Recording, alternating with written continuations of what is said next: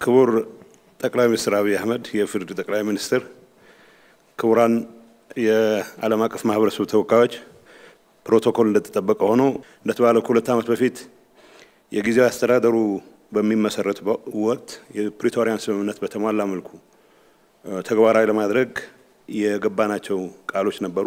ይሄንን ከማድረግ አንፃር እስካሁን የተንቀሳቀስን የመጣንባቸውና በትግራይ ክልል ውስጥ አገልግሎት ተመልሶ እንዲቀጥል ለማድረግ የሰብአዊ መብት ድጋፍ እንዲገኝ ለማድረግ በተቻለ መጠን ተፈናቃይ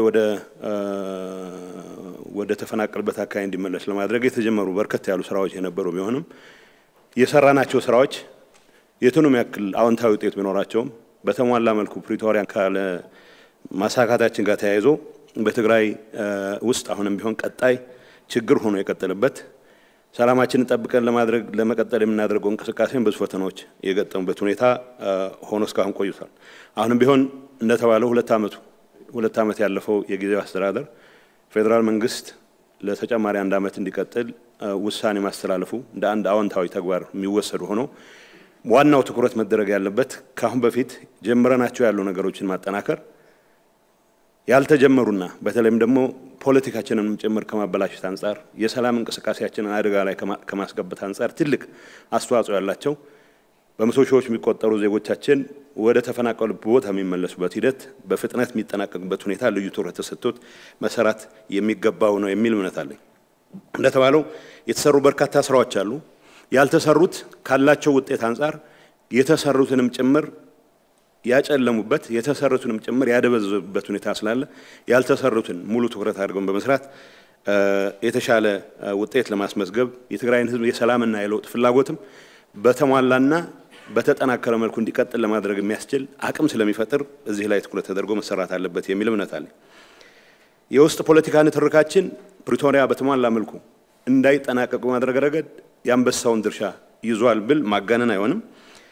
አሁንም ቢሆን በእያንዳንዱ እለት ሁለት ዓመት ሙሉ በውስጥ ንትርክ ያሳለፍናቸው ጊዜዎች በተለያዩ ችግሮች ምክንያት በጦርነቱ ከፍተኛ ቁስል የደረሰበትን ህዝባችን ቁስል ላይ እንጨት እንደመስደድ የሚቆጠር ነው። በአሁኑ ሰዓት በዚህ አይነት አካሄድ እንድንቀጥል የወሰንን እንደሆነ አሁንም ህዝባችን ለተጨማሪ ችግር የምናጋለጥ ስለሆነ ይሄ ህዝብ ከማንም በላይ ሰላም የሚገባው ህዝብ መሆኑ እንደማንኛውም ኢትዮጵያዊ ሊደርሰው የሚገባ የለውጥ ትሩፋትም ሊደርሰው እንደሚገባው ቀን በዚህ ጉዳይ ላይ ልንረባረብ የሚገባ መሆኑን ማስመር ፈልጋለሁ።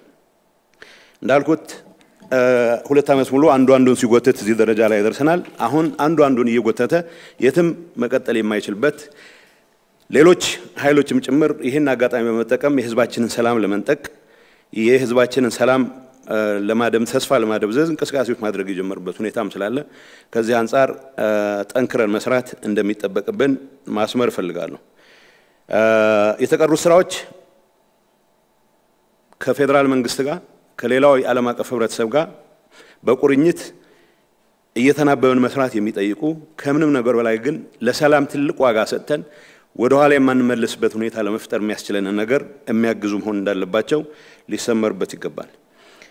በአሁኑ ሰዓት በትግራይ ህዝብ ዘንድ ያለው የሰላም ፍላጎት የለውጥ ፍላጎት በምንም መልኩ መቀልበስ አይቻልም። ይሄንን ግምት ውስጥ አስገብተን የቀሩትን አሳይመንቶቻችንን የምንሰራበት ሁኔታ መፍጠር አለብን የሚል መልእክት ማስተላለፍ ፈልጋለሁ። ከሰልፎችና ከስብሰባዎች ይልቅ ስራዎች ላይ ትኩረት ማድረግ የህዝባችንን ችግር የህዝባችንን ስቃይ የምናሳጥርበት ሁኔታ እንደምንመርጥ ያለኝን እምነት መግለጽ ፈልጋለሁ።